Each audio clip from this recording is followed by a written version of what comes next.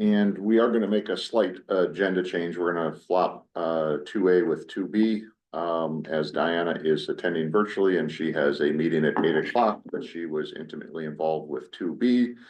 So as much as we can, we'd like to have that discussion while Diana is able to participate, and then we'll circle back to the director's update after we're done with the discussion on elementary literacy curriculum.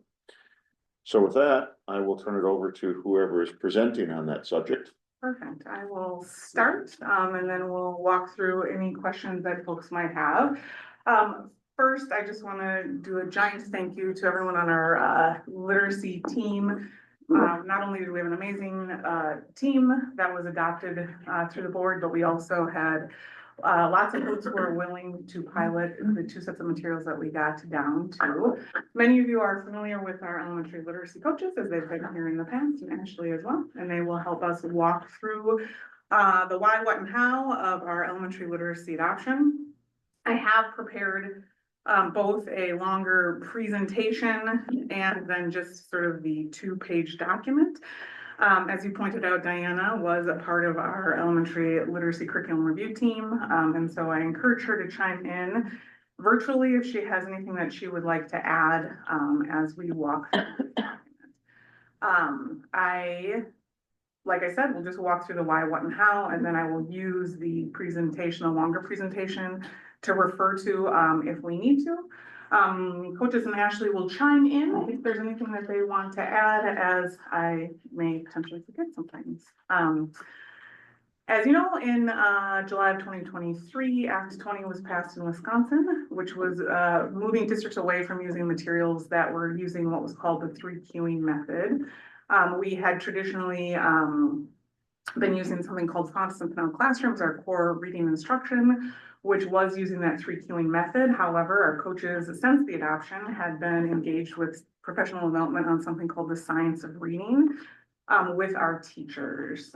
We did engage, as you know, with a training called Keys to Literacy through the 24-25 school year, which is also very focused on that idea of science of reading. Scarborough's reading rope. The coaches were going to wear t-shirts to display exactly what that was if you were interested, but they'd be willing to spend 4 or 5 days with you to talk through that if you are wanting that.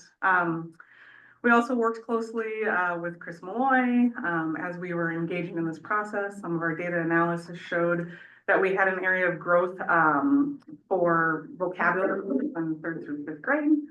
We also knew we needed to streamline our scope and sequence for early literacy instruction, specifically these areas: phonological awareness, phonemic awareness, and phonics. And we wanted to introduce the idea of this knowledge building curriculum to support student comprehension. So that is a big piece of that Scarborough's reading rope. Many people think of science of reading as just that phonics, phonemic awareness piece, but it really is the entire process of engaging and learning to read, decode, understand. And so we didn't want to lose sight of that as well. We also wanted to create a more cohesive literacy model for our bilingual and dual language program. As you know, our research study team worked through the 24-25 year to find the materials that would best fit our school district. Through that process, we engaged with several sets of materials. I will switch just quickly back to the presentation so you can kind of take a peek at the materials we initially reviewed back in October of 2024. If you remember correctly, there were sort of materials that were on 2 different sets of approved lists, if you will. One is the ELCC, which is the Early Literacy Curriculum Council. It's a council appointed by some DPI appoints 3 members, the Speaker of the Wisconsin Assembly appoints 3 members, and the Wisconsin Senate Majority Leader appointed 3 members to that. And then DPI went ahead and reviewed some materials as well and created their own list. So you can see here the list of materials that we initially looked through in October of 2024. As I had mentioned through director's reports, we did move forward with a pilot of both HMH into reading with Amira. which was on the ELCC approved list. It actually was approved a little later than some of the others, in November of 2024. And then we also looked at something called Benchmark Advance, which was on the DPI sort of approved. Now, the law does not state that you have to use one of the sets of approved materials. However, it was just an additional process of vetting that we felt more comfortable taking a look at materials that were on either one of those two lists. And then we also took a look at ed reports, which I think you're familiar with from some of our other curriculum reviews, to be able to determine materials that were considered green lit. And so those materials that were on that list were also green lit through ed reports. Through the process of piloting, we had teachers in every building, most grade levels, taking a look at both sets of materials. Our coaches and other teachers and administrators got a chance to go into those classrooms and observe the instruction. You can see here those folks who were the folks who were piloting for us, to determine what would be the best fit here for our school district. We also used the DPI crosswalk tool and some local criteria to sort of rate the sets of materials to determine which would be the best fit.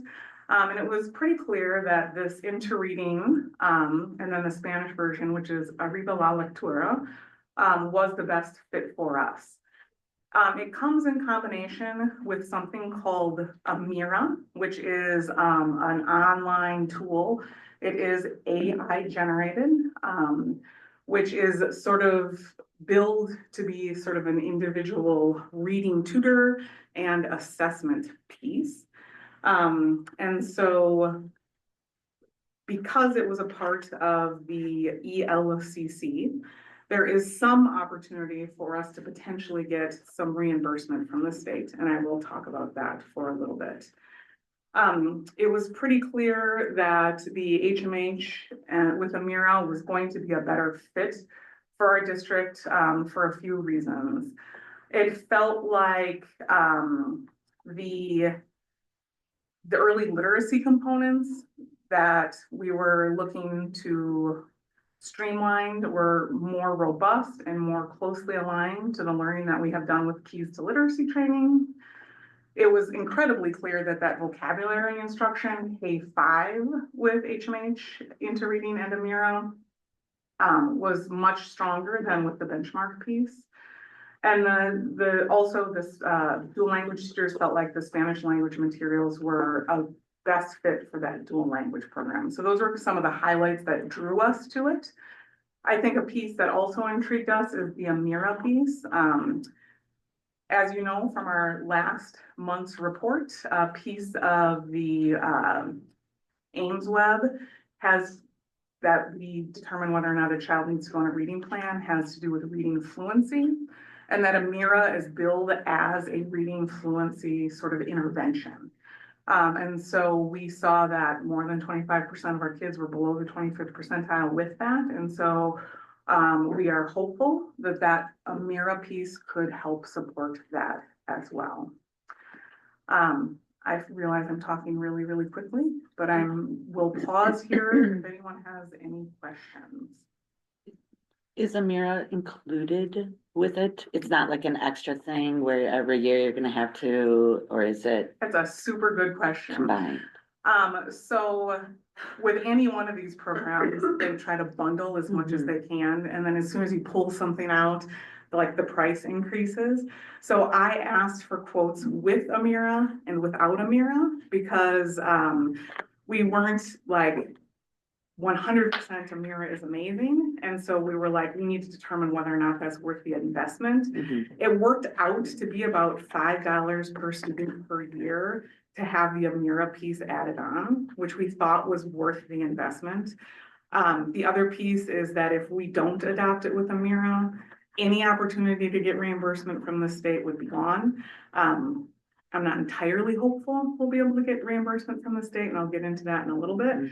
But we did decide that we wanted to move forward with that Amira piece, but it's a really good question. So you don't have to renew a subscription, or do you need to every year? This, you like, are my perfect plan for the next part of the. Okay, good.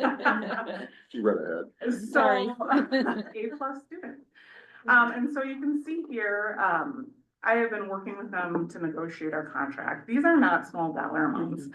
And there is a shift happening in education curriculum in my mind, where in the, what I will refer to as the olden days, you would like buy the book and then you would have the book, and that was your only purchase until 5, 7, 10 years down the road, and then you would want to buy another book. What most of these companies are moving to are more like Subscription digital service. subscriptions Yeah. where you're paying for it annually. Right. When we purchased our last literacy curriculum adoption, it was like sort of our one-time cost for the materials that we brought into the building, into the classrooms. That is not how this works. There's a digital subscription for Amira. There's a digital subscription for the actual curriculum. And then there are consumables that go along with it. What you'll see here is working with the company, they were able to bring my price down. They clearly want you to get into a longer subscription. So there's a 5-year quote and a 7-year quote. And I broke it down per student per year to just give us a sense of how much that is. Obviously, they would prefer us to get into a 7-year. We are recommending a 5-year contract at this point. My thought behind that is a few things. It gives us an opportunity and a time for our teachers to really get settled into the program. Like a 1-year, 3-year, we barely are touching the surface. And then if you remember back into our curriculum review cycle, I'm trying to sync us up K-12. If you know, like the middle school with Wit and Wisdom, they are really doing wonderful things with that curriculum. I would have to, with a 5-year quote here, I would adjust our current cycle so that they would come back 1 year, and so that we could be on a K-12. Join the meeting. So we could be on a K-12 cycle next time instead of being like elementary, middle, high school, more disjointed. So I would have to adjust them back by 1 year. But I think the data that we're seeing initially, well, not even initially at this point, but the data that we're seeing right now makes me feel comfortable to wait doing that. And so you can see here, you'll note that I did say the cost is not to exceed. There are several consumables. So like if you think of the word like workbook, there are several different workbook packages that they are willing to offer us. You also get, when you purchase the online access, you get the opportunity to just print whatever you want. But at the end of the day, sometimes it's cheaper just to buy the workbook printed for you already than it is to like run our poor machines constantly. And so we're working through which of those consumables do we actually want to purchase from the company? Which of those consumables can we pick and choose what we want to print in, and what is more cost effective with that? So we have not finalized that decision. And that's why I say cost not to exceed, because this is sort of like every consumable that we could purchase through them in that quote. So it could come down. But we're working with our teachers who piloted. We have samples of all of them sitting in my office right now. We're going through like what makes sense. We also don't want to overwhelm kids with like workbooks left and right, because that isn't necessarily always engaging either. So that's a really good question. You'll note here that it says we'll use the fund balance to fund the program. Sarah Duncan is going to hop on around 8:30 to address the costing piece, because, and I'm using her words, so because we are operating in a deficit, essentially, whether we purchase the materials in the 24-25 school year or the 25-26 school year, we would be using fund balance to purchase those. I've been working closely with both Sarah and Jared to adjust a curriculum budget because of the shift in the landscape to subscription purchases. We were incredibly lucky to use our ESSER dollars to be able to fund some of our purchases ahead of time. Like I'm thinking about Amplify Science at the middle school. We were able to purchase some of our bridges math materials ahead through some of those ESSER funds as well. But we're definitely going to have to work within our budget to allocate dollars into curriculum to fund these things moving forward. As Sarah said during our board meeting, it feels like just the other night. It's really hard to predict 5 years out. And so it's just something that'll be a part of our budget planning process moving forward. Jenny, of these total costs listed, can you estimate how much of those are the consumables and how much of those are the subscriptions? Is it 80% subscription and 20% consumables? A ballpark, I only chuckle because every time I remove one, oops, the deal is gone on that one. No, I'm not saying, don't remove it. I'm saying for our, understanding of Mhm. what to approve and when to approve it. And, Craig, I was gonna circle to you in this. Let's say that if we approved a lump sum 5-year package, but it was $100,000 less, but we knew we'd have $100,000 of expenditures for the next 5 years. Does that work better for the resolution? Does it work better for the program? But then we'd know that we'd have a $20,000 approval every single year because you'd have to buy those consumables. But then it would be underneath potentially the purchasing, the approval limit, or do we just approve the full amount now for a 5-year period on a not to exceed? I don't have per se sticker shock because I've seen curriculum cost us $900,000 for 7 years. So it's more or less when they have to go out and buy these books 3 years from now. I don't want it coming back to the board that it needs to be reapproved. Yeah. So either we approve it once now at the full lump sum, or we know we're gonna sign the contract for the larger amount, but the consumables, because we may get in and may get out, or we may do it ourselves, or we may, reuse. I don't know how all those options work. Yeah. So I was just, So I guess in this particular case, I mean, the practice has been that if the consumables were understood that this is what those consumables would be on Yep. a yearly basis, then yeah, of course, we would automatically approve those. approve it all now and it wouldn't come Right, back and up then, again. and then that one come, but if it's above and beyond that for whatever. Above this number, Right. right, okay, Then that's a different story. Okay, Because you're then- changing the plan. thanks, Craig. And I think the way they want to set this contract up, which I appreciate, is you pay the lump sum upfront. And then what they Oh. do is they have Okay, so that's not even an option. right, they have sort of like a digital warehouse, if you will, where I go in every year and I release the materials that I want. And then this was like, I did a little happy dance, I'm not gonna lie. They drop ship to every building individually what you want versus sending up to the warehouse and then we go sort where it needs to go. And so that's how this one works. That's very similar to how the Science Amplify Okay. adoption works. But then do you get a refund if you end up not using your full allotment? Well, that's why we're trying to be super careful about which consumables we want. Sure, but they're also asking for a lump sum up front, and yet you know Exactly. that there's gonna be some dollars which you may choose not to spend. That's why we're being really careful about what it is that we use moving And forward. they did say, like, if your kindergarten cohort is really big, and then as they're moving up, like, you can change where those numbers are, so it's not like you're locked into, 50 consumables for kindergarten every single Okay. year. You can flex those numbers, between the grades as needed. Okay. And we did, sort of exact numbers that we have right now. Trying Well, to make our as long as you all understand the mechanics of. Yeah. I'll say, funding it and getting your product. I just don't want there to be a difference at the end of 5 years and find out you missed out on $20,000 worth of product and you didn't get your money back. Yeah.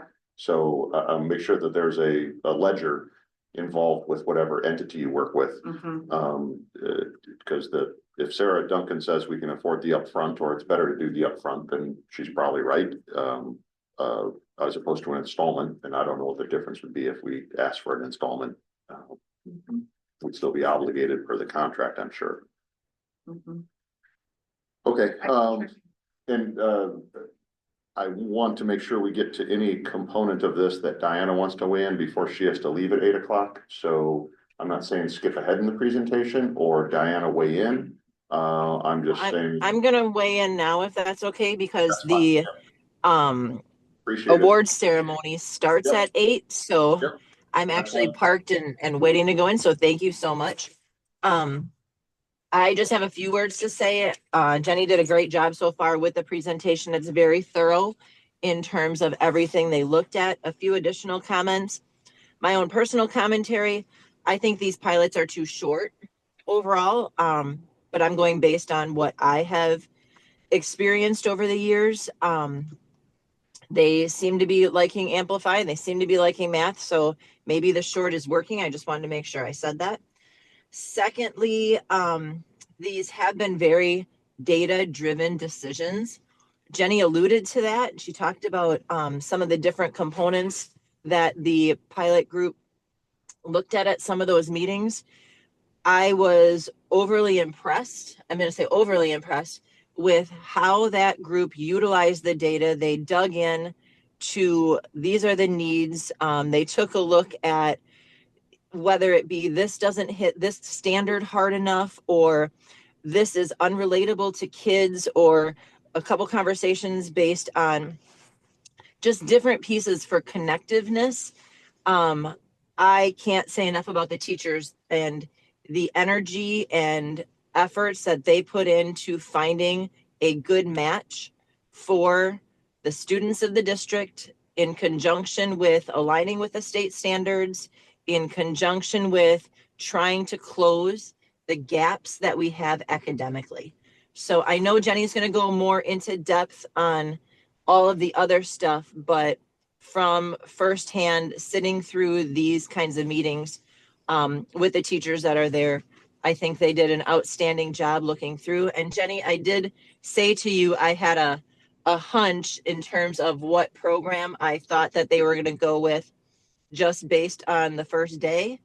And I have to tell you, my hunch was correct based on where it was. It was just a hunch, but I just wanted to chuckle on that one. So that's all I got. If you guys have any questions for me before I go, shoot away.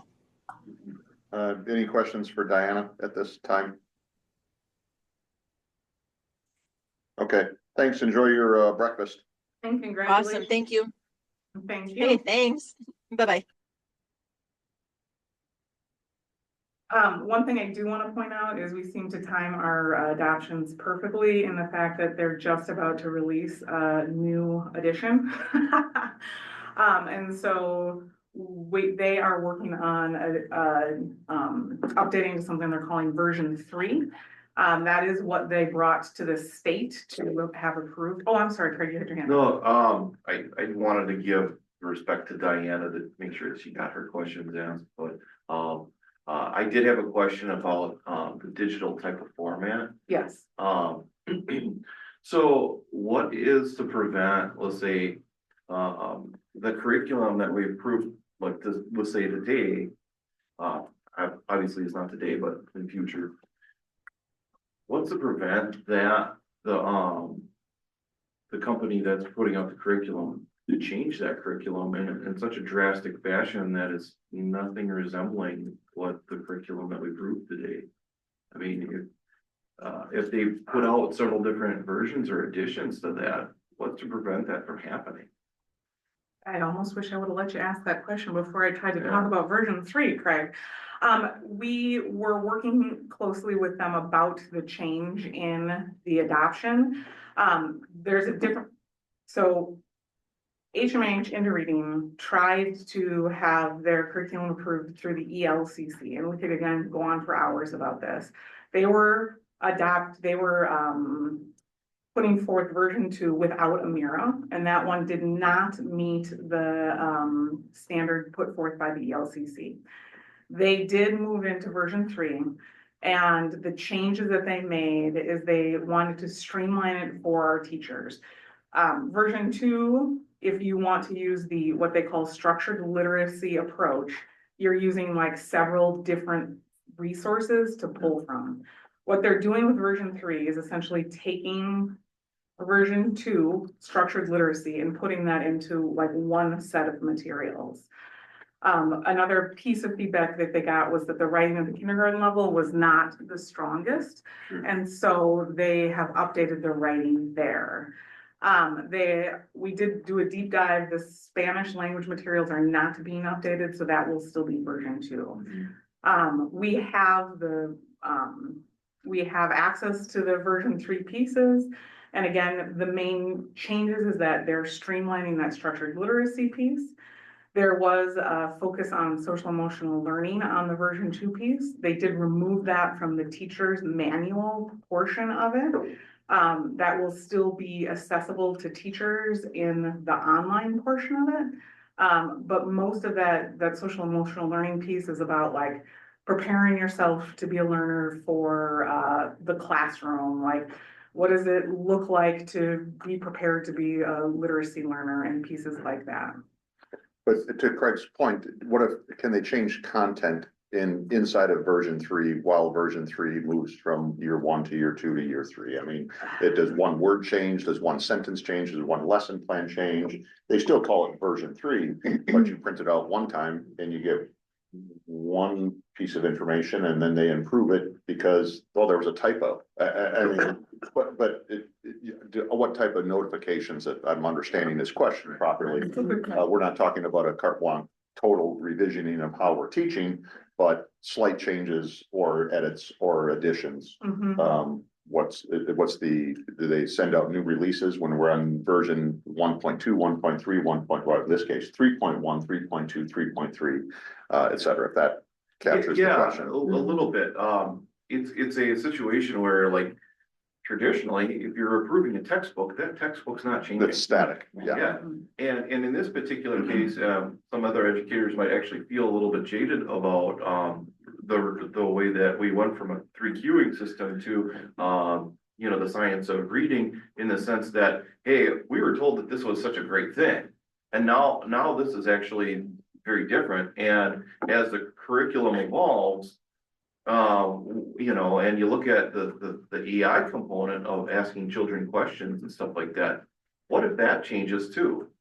I mean, so there's a little bit of discomfort and a little bit of skepticism towards the industry, specifically towards literacy right now. I want to just make sure that when we make an approval, it makes sense, because this is what we want to embark on. You know, So, And I'll say, Craig, I mean, I understand the point and appreciate the comments, and I'm trying to, if the entire industry is going to subscription base, right? unless you go get my 3rd grade textbook, which maybe I kept. Okay, I don't know. But my point is that I don't know how we ever go back down that path to do what we feel more comfortable. And I'm not disagreeing with you. I'm saying I'm not sure what the answer. It's an open-ended question. It's a good question. Right. I don't know if it's anything that anybody in this room can do about it except for try to manage it. But unless there's something else you're thinking of. Well, I mean, is there and this might be a function of the board at some point to say, hey, it's a good practice to review this particular curriculum to see if it's still on the same course that we initially set out on. Yeah. And I guess that. I like that statement that if there is a team like this, Jenny, that makes a recommendation, how often do we reconvene those members to evaluate revisions? I'm not talking, maybe rate major revisions, but the people who approved it and recommended it to the board did the most research.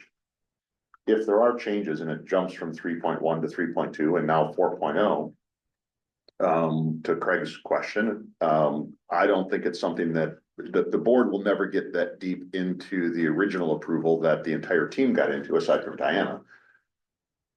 But is there an opportunity for that team to reconvene at later points in the event there are, for lack of a better word, major revisions? Or has that become too onerous? Or do we not get an update of what those changes are?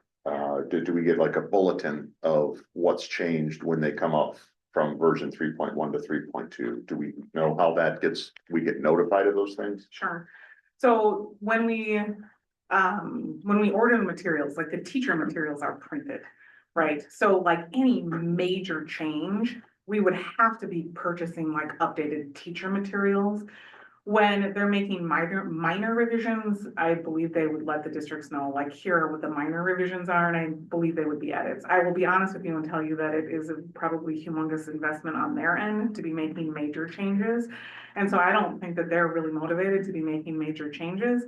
I think they were motivated in this case to make major changes because they wanted to get on that ELCC list, frankly. And that is not just Wisconsin, or I mean, ELCC is specific to Wisconsin, but the whole idea is nationwide. Well, don't get me wrong, I think that there's gotta be some flexibility to be able to make changes as we Yeah. discover like what's more effective and what's going to be. Yep. You know, but, yeah, so but if we're deviating too far in a direction. Yeah, and the analogy I can kind of make is going back to Bridges, like we adopted Bridges 3, which is interesting, I guess third time's the charm for all of these curriculum, right? The Bridges, the company, they're continuing to support Bridges 2, like for like 7 more years, as districts are going through their process to determine, are they going to adopt Bridges 3.0? And so my assumption would be most companies will do that. They're going to maintain and support like the previous curriculum as they are moving on to the newer edition. My thought is there's not going to be a whole lot of motivation at this point to make changes to the 3.0 for this, because they just got it approved by the ELCC, and I'm assuming that's happening across the country as well. These companies aren't usually like quick to like throw everything away and like start from scratch unless there's like some sort of major change across the landscape. That being said, if there are changes, like I think the director report is a perfect place to say, hey, here's the bulleted list that they told us the changes are. It'll still be based on the Wisconsin state standards. So I'm happy to update folks as we work through that process. And I totally understand the concern and the question about that. So it's just making sure that I'm in touch with the curriculum company. And trust me, if they update, they're gonna want me to buy more things, and so they're gonna tell me about it. Lori, that's all right, go ahead. I know you said that the Spanish version is staying 2. Will Yes. that cause any kind of difficult, We'll still pair they'll together. pair, okay, good. And really with like the Spanish phonics, like that's pretty set, so those materials will Okay. not change, but they did assure us that it will still align with the English. Perfect. And Craig, if you haven't, I'm gonna ask just a holding questions, just to make sure Jenny has an opportunity to finish the rest of both the presentation as well as the request for a resolution, just so we can actually make a recommendation here. Yep. We can still discuss it more, but I want to make sure we get through what she wanted to get through. Yep. And so I just wanted to point out that difference between the version 2 and version 3. The streamlined approach that, like I said, there was a social emotional learning strand in the teacher guide of version 2. They're pulling that out of the teacher's guide. They're just moving those materials online. So that is no longer part of the teacher guide piece, but the teachers would potentially still have access through the online piece. It's not an integral part of the curriculum piece. Moving down to the how, just looking for a full board resolution if the committee is comfortable for March of 2025. If it were approved in March of 2025, what we would plan to do is start our professional development in the spring and continue it through the 25-26 school year. With the quote, we have some professional development included in there as well. We would plan before the end of the school year to do a 2-hour online session with our classroom teachers. Just the getting started piece. We will not have our print materials at that time because version 3, and they won't start printing those until the summer. We would work for a full day in-person professional development training before the start of the school year. We're kind of working on 2 different options. One would be budget neutral, where we would swap a professional development day for our teachers. We'd like offer, hey, I'm making these dates up because I don't have them in front of me. August 5th, come in. We're going to do the training, so you'll have your materials. And then the March of 2026 staff development day, you're swapping those 2 days. That would be the budget neutral version. The not budget neutral version would be, we would pay folks their curriculum pay to come in for 1 day in August. And then we would still be able to maintain that March professional development day. Again, that's a budgeting piece that we're working through with Sarah. And whether or not that fiscally makes sense to do that piece.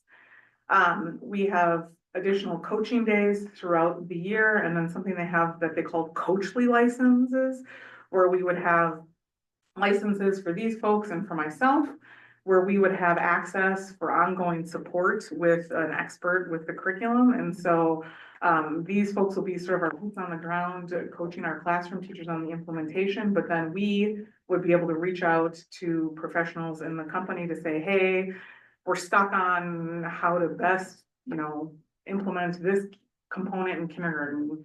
And then they would work through those pieces with us. We've been talking a lot about the assessment piece, and how we can maintain data points from pre-adoption to post-adoption, because we think it's really important for us to be able to compare like a before and after. We're looking at maintaining obviously forward. That's probably more up to the state than it is to us. Using that Hegarty assessment, which is that phonemic awareness assessment. And again, the assessment calendar has not been finalized, but obviously also Ames Web Plus. We do have good pre-data from this winter. And so that we'll work with Chris Malloy. She's set up like a whole template of what we're looking at before a curriculum adoption and after a curriculum adoption to make sure we're accelerating our student learning, and if there are areas that are lagging, so we can address those pieces. And then using that data gathering process, and then, as I had mentioned previously, that adjust that curriculum review cycle by 1 year. So I think that those are the main pieces that I wanted to touch on. I'm looking at the four of you to see if I missed anything. We do have some additional work. We were hoping to find a set of materials that would have 4K materials right in them. This is a kindergarten K-5 program and up. It does not have the 4K materials. We do a site visit to Whitewater. They are using the materials right now. They've done some extensive work with 4K and how they're implementing it in 4K. So we would have some work to do to sort of figure out how we can change our 4K programming to support the program. And then multi-age classrooms present a bit of a challenge as well. And so working with those teachers to figure out what our scope and sequence would be there. And then moving that ELA review cycle back 1 year. I believe those are the high points. So I'm gonna go take a peek at my presentations if anyone else has any questions as I'm looking at that. Sure, I'll ask one before we go back around again. With Act 20, with the need to move to phonics based, let's just say that, well, what is our timeline to do something different? So the way the state law was written was that you could not use 3 queuing starting in the 24-25 school year. So the current school year. Right. And so our coaches worked very hard with our. Scrub it and change it. Correct. So I feel we are in the clear with that. However, I do think that the data showed us that there are some things that we could do to improve upon. And so that's why we moved forward with this. Okay, and our budget had Act 20 not impacted us or never been passed, written, whatever, implemented, where would we have been on that cycle without Act 20? Would we have been more or less in the same spot at looking at new curriculum or not? I think without Act 20, what would have happened, I'm projecting, is we would have probably sort of jumped on where we were with Wit and Wisdom for the middle school and followed where they would have been at 7 years to help us. And I believe they're in like, oh gosh, they're either in year 3 or year 4 of implementation. Okay. So we probably would have been maybe like 2 more years out from our data analysis piece. So we're probably 2 years ahead of where we would have been with that. And therefore, this expense is being generally pulled up 2 years because we would have adopted something akin to Wit and Wisdom had Act 20 not happened, but it'd probably been 2 years from now, but the cost wouldn't have been there. The cost would have been almost the same, maybe even more. I don't know what that would have cost. I just want to understand the impact of, let's call it unfunded mandates on the school district to make significant changes to curriculum that aren't budgeted and how that impacts our cycle of expenditures. And the fact that we have to do it at some point, we just may have to pull it up a little bit, if I understand this correctly. I would agree with your synopsis. Okay. So, Sam or Lori? Anything? Craig, fire away.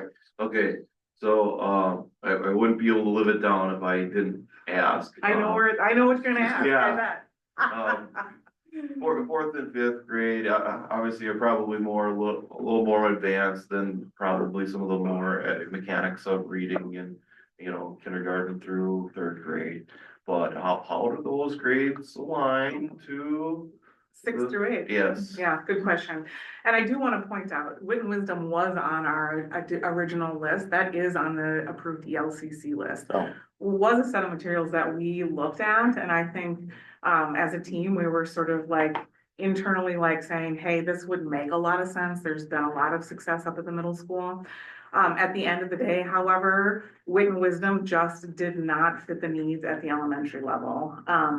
Part of what we wanted to do was align that early literacy piece, and what Wit and Wisdom is doing is working with other companies for that early literacy piece. So it was still 2 different resources in addition to Wit and Wisdom that you would have to align to make it fit.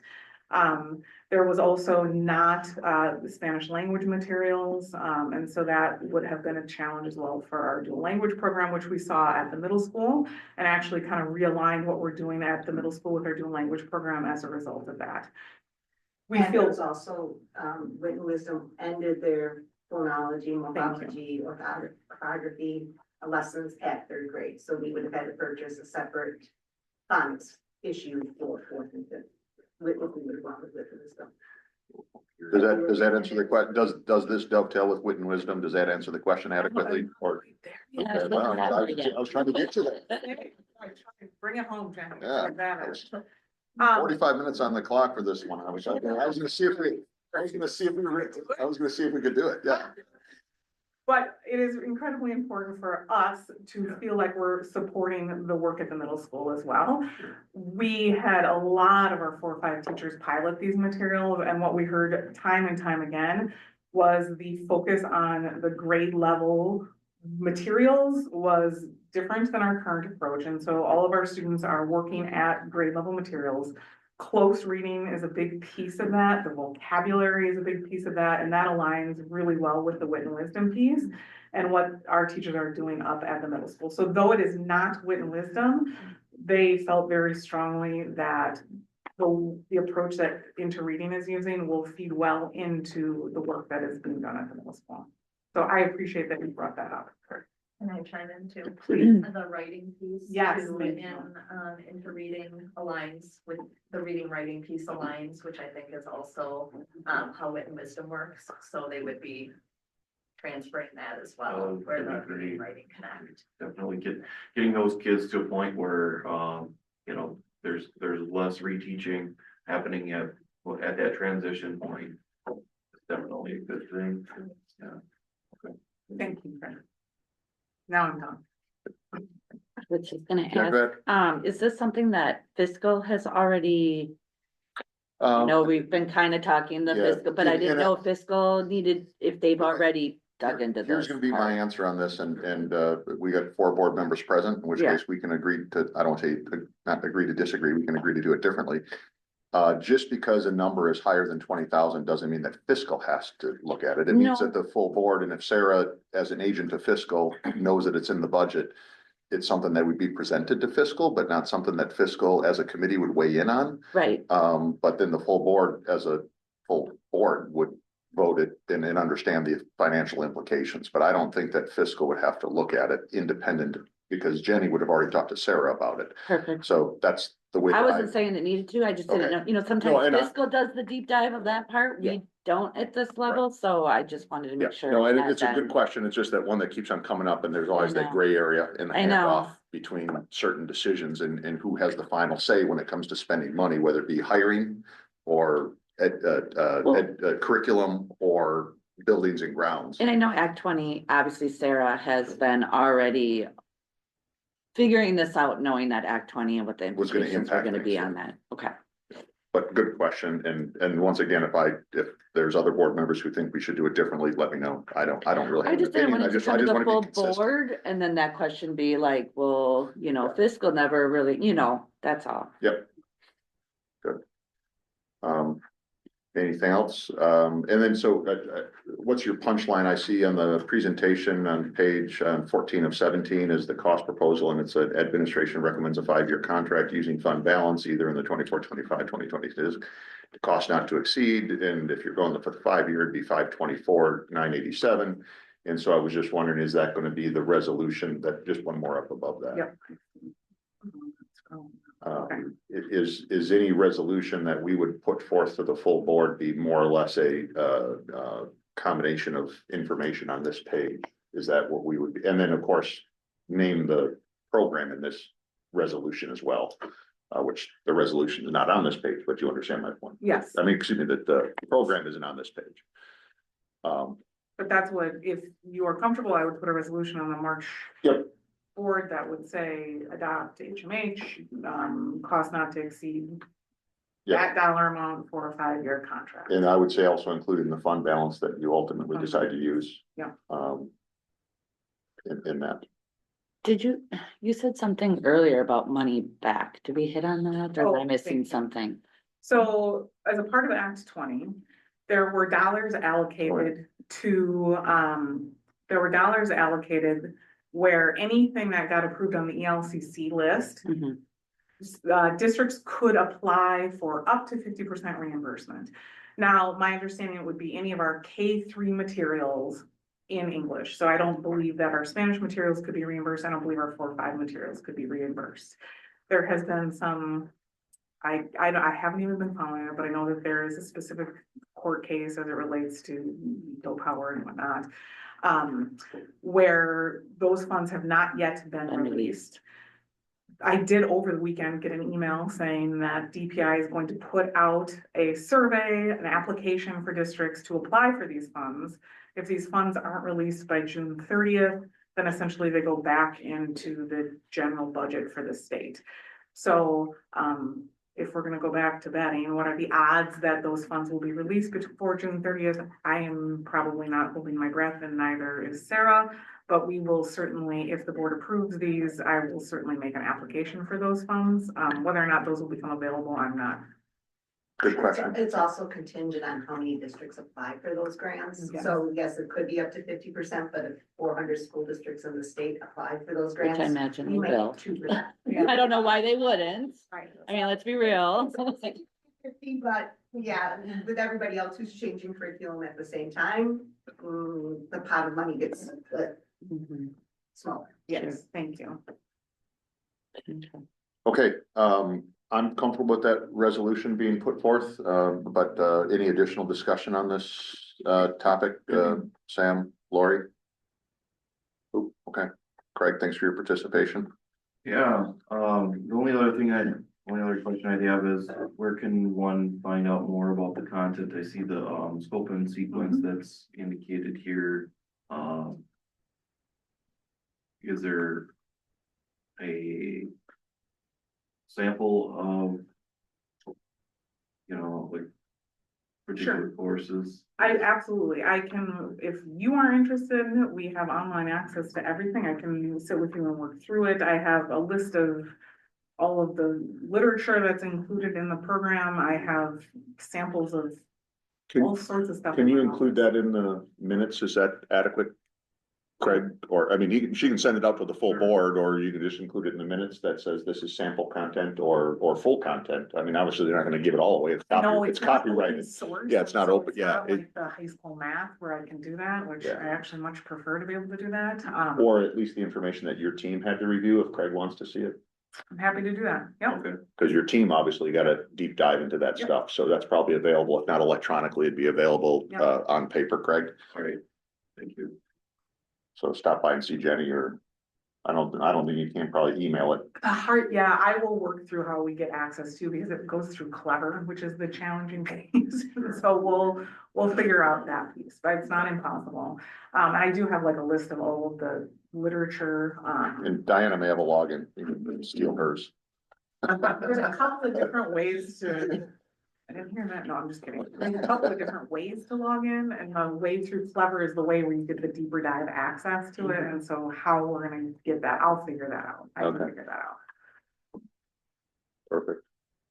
Okay, Okay, back to the directors. First of all, thank you all who were participated. and I would be remiss in not thanking our teachers who were like, thank you, you guys, hundreds of hours, our teachers who, like, the week before winter break, were learning the materials. I guarantee you they spent their winter break doing a deep dive so that they were ready after winter break to do their pilot. I appreciate Diana's feedback about our pilots being short, and I understand that feedback, and I think we can work through a process. Well, there's also analysis paralysis. I mean, Yeah. how long do you have to pilot something before you're That's true. comfortable making a decision? Yeah. I'm not saying 5 weeks is short or 5 months is long. Yeah. I don't know what the sweet spot is. Yeah.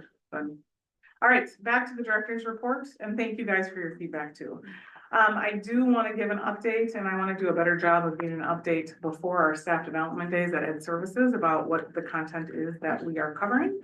At the high school level, it is the end of their trimester, so it is a teacher workday for them. So we do not have professional development plan for them. At the middle school, the content areas are spending time together in the morning. ELA is spending time with wisdom planning and preparation, and then doing some IXL training. IXL is like the online assessment and practice piece. The math team is spending time with Molly, which is our consultant from CISA, to continue their work with their curriculum development. Science is continuing work with Amplify alignment and their curriculum preparation. And social studies is working on standards updating. They did go through a process 612 where they were looking at the standards in any areas that were not addressed. And so now they are spending some time implementing the areas that were not addressed into their curriculums. They're working with our social studies consultant to do that. And then in the afternoon, all ARMA staff are doing forward proctor training. So I'm sure they will be on the edge of their seats for that. At the elementary level, the teachers are doing an hour of rooms training, which is our new communication tool. They will have the pleasure of spending an hour with me reviewing what we reviewed this morning. So they know what our next steps are with our curriculum. Then they will be doing 2 hours with the Keys to Literacy, which is that science and reading piece. They have 2 hours on their own to do the module work. And then they have 2 hours with their coaches to do the facilitated session. With that, we are so close to finishing that up. We will be finished by the end of the school year, which is super exciting. I know when we embarked on this a year ago, it felt like it was a daunting task, but I think it has gone incredibly well. And then 4K, again, they'll spend an hour with me with a literacy update, and then they are doing something called Keys to Emergent Literacy training. And so it correlates with the Keys to Literacy training. They've been doing that all year. And then they also have their rooms training and set up on Friday. So that is what is on the docket for Friday. And then the last piece is I asked Kayla to come join us. As you remember, Kayla is in a new position this year as the Early Learning Systems Coordinator. And her position is grant funded half through the foundation and half through some dollars from the state. And so we are meeting with the foundation to just give them an update about the work that she has done this year. These key roles and responsibilities come straight from the presentation that we shared initially when we were working through the process to approve this position. So kind of having 4 or 5 key roles. And we will be meeting with the foundation later this month, I think, soon actually, to kind of update on the work that Kayla has done. So Kayla, I'm going to just turn it over to you to kind of update the progress that you've made in the position. Yeah, so the first area of focus was putting together a kindergarten readiness data team. So we've put together a team here, some folks from the foundation, some from the district. We're meeting monthly and kind of going through what data points do we want to have for our 4K into kindergarten as they get ready for kindergarten. So we've kind of put together a whole table of different data points we could collect, but we have narrowed it down to our ASQ screener, which is currently being given to our parents of our 4K students in the fall. We would like to continue and have that also given in the spring, so we're able to compare students where they come in the fall and where they exit 4K in the spring, just to give our kindergarten teachers a little idea of who's coming into their kindergarten rooms. We're also going down the Ames Web assessment route with our 4K kiddos. We are going to continue our Haggerty data, knowing that we want some data pieces, as Jenny talked about earlier, some data pieces that we've had before in the past and want to continue with again in the future so we can compare our subgroups of students. And then our ongoing discussion around other data points we feel are important.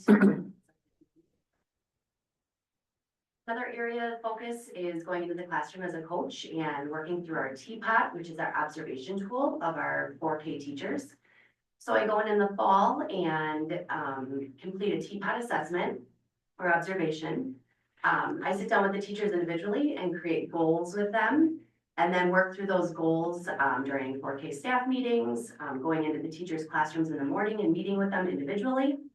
And then coming this spring, we're sending out an email, setting up some TPOT observations for the spring, and then we compare our data. So we had goals in the fall. How did it go in your classroom? What did you work on? And where are you at in the spring? So kind of comparing for the teachers, what progress they've made. And they work through those goals and action plans throughout the year, as I had mentioned, as well as during our 4K professional development days. So we've had paraprofessionals coming for our professional development days as well, and doing some training with them on the pyramid model and what their teachers are doing in the classroom. So giving them some background and knowledge on what pyramid model is as well. And then an area I'm super excited about is our Little Goslings program. This is for our early childhood classrooms. We were able to pilot this program and get something started on February 3rd. So we have a screening day where we have our families from the community sign up to be Little Goslings, which are typically developing 3 and 4-year-olds who are not 4K eligible. They're coming into 2 sections of our classrooms, one at Webster and one at Douglas in our early childhood rooms. And they're coming in as typically developing kiddos and working with our early childhood friends and helping everyone gain social skills and interacting with each other. And so far, it's been super successful. Our teachers, our therapists in those classrooms have nothing but great things to say, as do I. So as I said, we kind of piloted that in February. We have that going, but it is expanding. So we have another screener coming up to expand the program for April starting into June. And then we also have a screener for a 25-26 school year. So those enrollments are coming. So that's been great. And then just a couple other updates for you. Through Pyramid Model, we currently have our family engagement survey happening. So asking our families how they feel about our Pyramid Model and our 4K classrooms. So those data points are coming in for us, and we'll review that at a staff meeting in April. I was able to attend a Pyramid individualized intervention for behavior screening, training. And that focuses more on our tier 3 behaviors in 4K. So we know we have some little friends coming in with some behaviors and focusing in on how we can really get those behaviors under control before these kiddos move into kindergarten. I've been in the classroom lots with our 4K and EC teachers, just being present and being visible for them and helping them with any of the problems that they're that are coming up. And then really focusing on enrollment. So how can we get kids to come to 4K in our district? So I've made some connections with Stephanie Curtis at Watertown Family Connections. I'm also now on their board and have been working to head to the library and meet some of these younger families and see if they're interested in coming to our Little Goslings Peer Model programming or getting into our buildings as however we can, really focusing on, our kiddos with special needs, our ML families, and typically developing kiddos families. So, yeah, just being out and about in the community and making connections with families. So, all good stuff happening. I totally appreciate the support, and I know our teachers have said that too, and all of the action items are very data driven, like having done a deep dive as to like, what do we see, what do our needs are, and that's where each one of these action items came from, and I'm excited to do a deep dive into the data and the after to be able to support that. Just getting into every single one of our 4K classrooms to do that pyramid coaching is huge. We've never been able to do that before. The little Gosling program is absolutely amazing. It will, I know we'll reap benefits from that, and we'll see that. I know that's a big work out of the special ed department. I'm super excited about those pieces. So thank you, Kayla. I knew we wanted to update the foundation. I only felt like we wanted to update the board before we did that. So questions? Yeah, good question. Actually, we keep talking about the foundation. There's several foundations that seem to help serve the school district. What foundation are we talking I'm about? sorry, Greater Watertown Community Health Foundation. Okay. Thank you. The other question is, there's a lot of talk about the pyramid model. Mhm. How can I find more information about that? Absolutely. We can send some stuff your direction. All right. Sam or Lori? Questions? No, I was gonna ask about the pyramid too. so Okay. I appreciate that. The presentation from last month was, I don't know if you probably can't see it, but you know what it is? Because I didn't put that together, but you did. This has kindergarten, students below the 25th percentile was at 35%. And Kayla, I don't know if this is the first time it says we're using Ames Web Plus by NCS Pearson, yada, yada. I don't know how you're measuring it. Was this the first data point in February that we had access to this information? I know Kayla's position hasn't been around that long. 4K has been around. Obviously, but I shouldn't say obviously, my understanding is you're working on that group, that kindergarten, that pre-K, that the 3K, et cetera. Do we have anything yet or that correlates to your efforts from where we were, where we're going? Or, and even if I'm wrong on that entirely, what is the tool that we're gonna measure it? I guess is the other way to ask it. If we don't already have it, Right. what is it? So in the past, we were using PALS, which was dictated by the state. Okay, PALS was discontinued as being published altogether. So there was this little lack year in between there. So that's when we started using Heggerty. And we just also use just a simple, like, how many letters do you know? How many sounds do you know?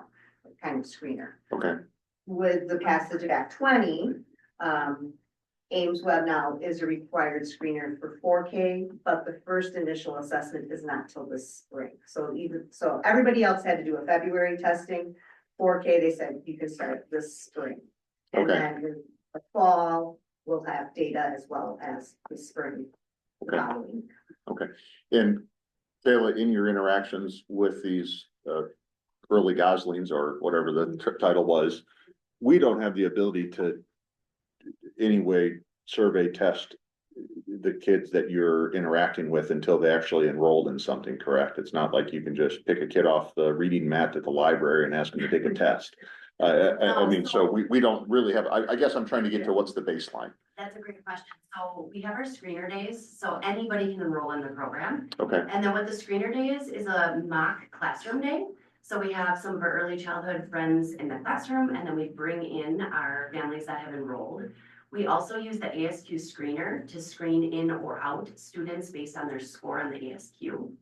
So we have a rubric we go through as the kids come in. We have our early childhood teachers, therapists, myself in the classroom.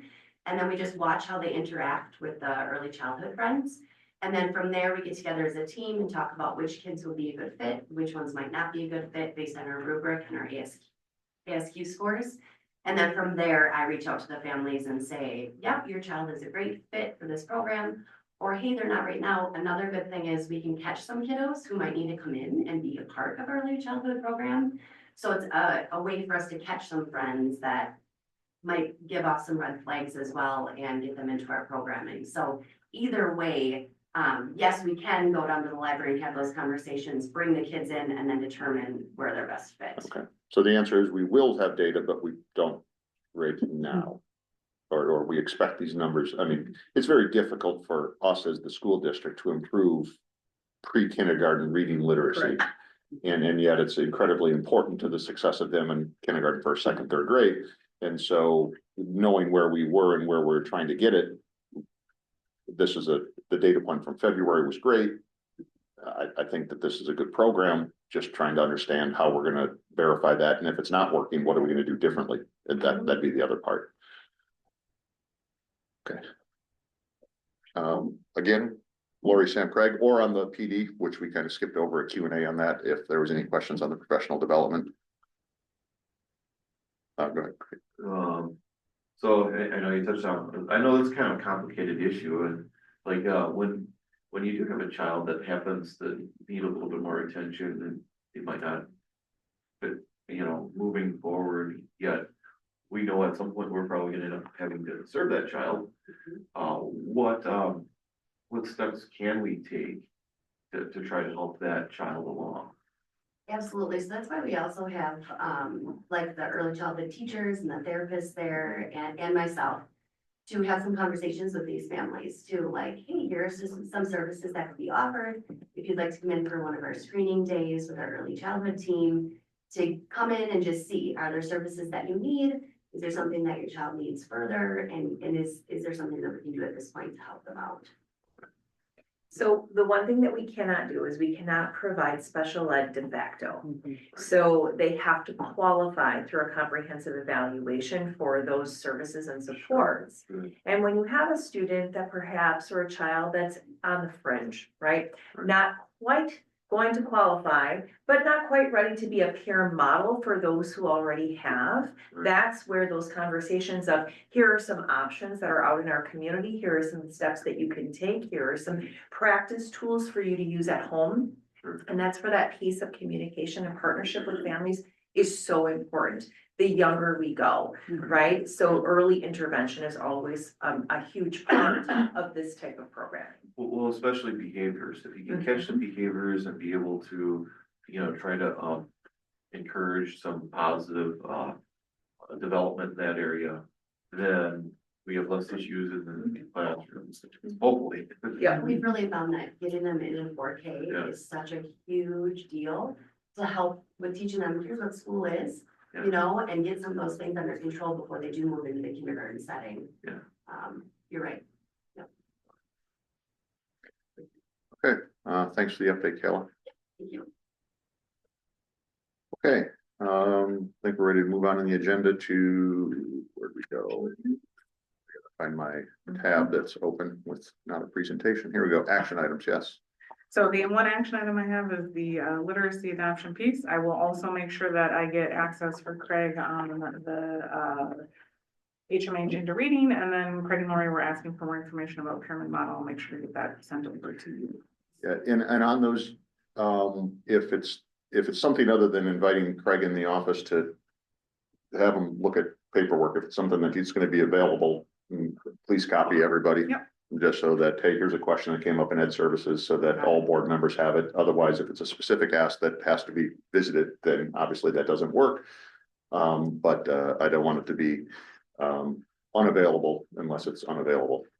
If that makes sense. If that makes sense. So once again, that was the resolution, and then there was some pyramid information, and then the HMS. HMA. Is it the Her Majesty's Secret Service? No, it's the name of a ship, isn't it? The HMS, whatever. Yeah. Her Majesty's Service, HMS. Okay, yep, I'm good with that. Okay. Future agenda items. So I guess I'll ask the question, but it should just be queuing you up. For other Ed Service members, what we've been trying to do, and other committee chairs, trying to find a repository for all action items from all committees. And this future agenda planning has as a default on board docs. And so I asked Jenny to go through some of our past meeting minutes and place them here, and they stay there until they get consumed. I know, Jason, you and Diana have come up with a similar way of doing that in your meeting minutes. And I didn't want to do it in meeting minutes. I wanted to do it in board docs because then you know you can always go find it and any board member knows where to go find it if we put it there. I'm not saying this is the standard, Craig, for when you're running policy, or Diana, who's no longer on, but it's a convenient spot from my perspective, regardless of how the minutes are typed up. So at a minimum, this should be some of those action items from past meeting minutes, Jenny. Yes, that's Okay. what, yep, that's what we. And then there's at least one on here that got added recently due to a request by Lori, and that was the human growth and development. And that's added on the end here. So I just queued that up for the people in the room, just to make sure, hey, I'm on the same page, and Jenny, you don't have to re-explain it unless I was wrong entirely. Exactly. Okay.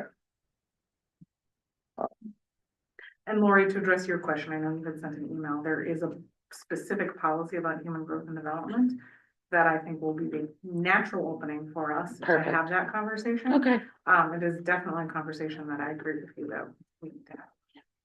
thank you. Okay, so, and again, if, Jenny takes her 3 action items from today and rapid fires the answers to all of them, they wouldn't show up on the future agenda item. But we know that we have, we know that, Fred and Jason Whitaker are gonna do a little bit of work on summer school, so we're gonna expect an update, soon. I know they talked about it coming out of the board meeting in February. They were talking in the parking lot about getting together to put that, work on that. So, I guess if anything on this, Jenny, we should try to get more dates associated with these. I see some of them have dates, you know, June of 25, spring of 25, et cetera. That's great. But the ones that don't, we should try to get dates put in there, so that we don't let them just continually stay on the list forever. Mhm. And that we have some auditability to it. Perfect. Thank you. Okay. Any additions to the future agendas that anybody remembers that we missed?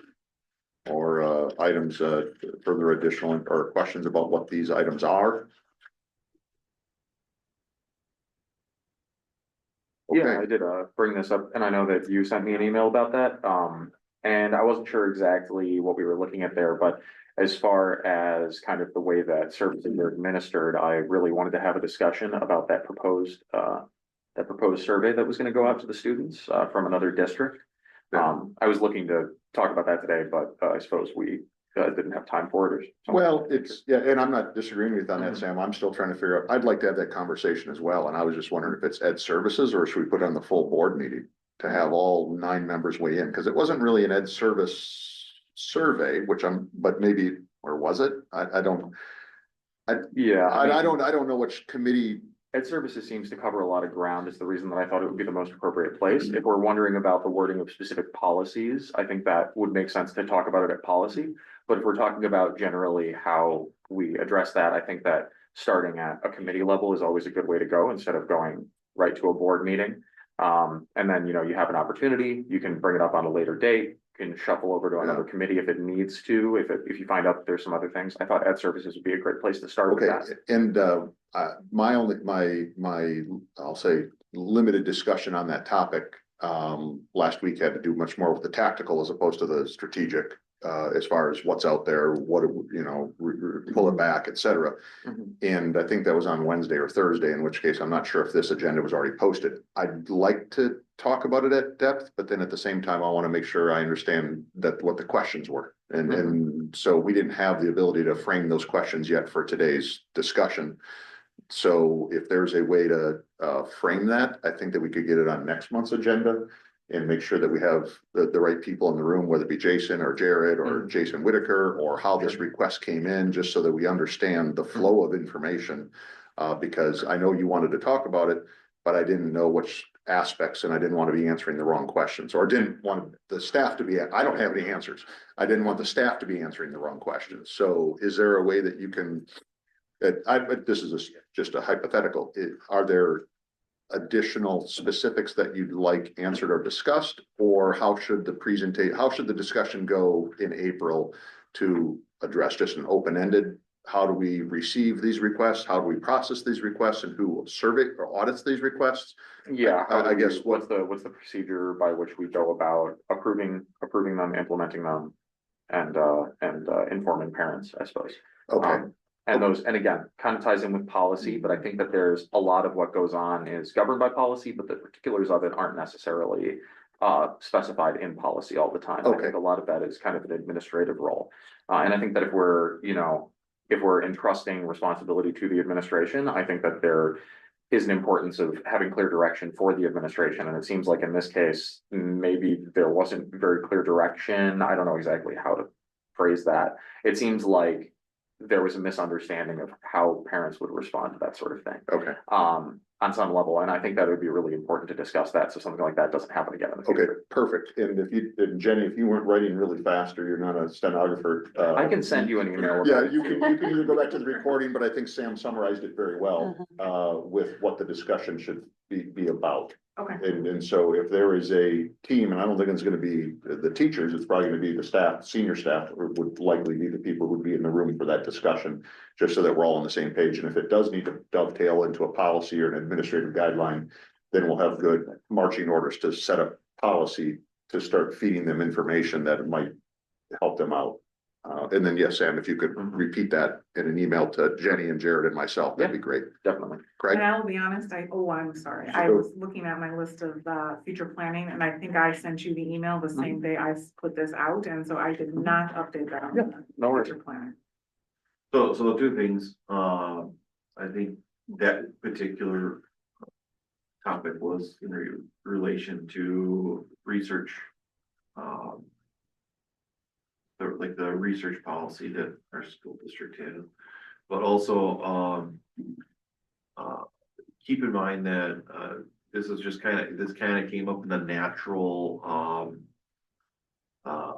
timing of the Neola review process, but there is a survey policy up for review at the next policy committee meeting Oh, perfect. as well. Okay. So, Which policy is that? Do you have that? I can. Why do I busy on those numbers? Thanks. Okay, so like, I guess I'll say, current or the- then Sam, I don't wanna say contingent on what policy discusses, but, I don't wanna be, having two committees working on the same effort. But if it doesn't come up, Craig, on policy next week, or Sam, I guess, would be to not only copy me and Jenny and Jared, but then also Craig, if you're not gonna be able to attend policies so that he has your understanding of what you'd like influenced into the policy that he's reviewing. That'd be a good one to copy Craig and myself, as well as Jared and Jenny, so that they understand how to present on it and rally the troops. That'd be appreciated. Definitely. It's the Neola policy 2416. Thanks, Craig. Okay, and thank you. Yeah. Yeah, good job, Jenny, on the future planning section of this. Anything else? Okay, well, this is the end of the Ed Service group as it stands for the past year. So Sam, Lori, Craig, thank you. I guess we'll be a new team in April, right? It is March. Yeah, but is it after the? It's after Oh, that's right. It's after this board meeting, right? So not quite yet. We get one more. Maybe not month. Lori. I don't know. Lori gets to come in. When you have an obligation to be at Ed Services in April, if you didn't get reelected on April 1st, until you get seated, sworn in. So you kick me out. Okay. Maybe you will. I don't know. Okay. Open meeting, all right. Yeah, I know. Election. We got one more. We got one more with these smiling faces. Okay. Great. Meeting adjourned at 8:49. Thank you.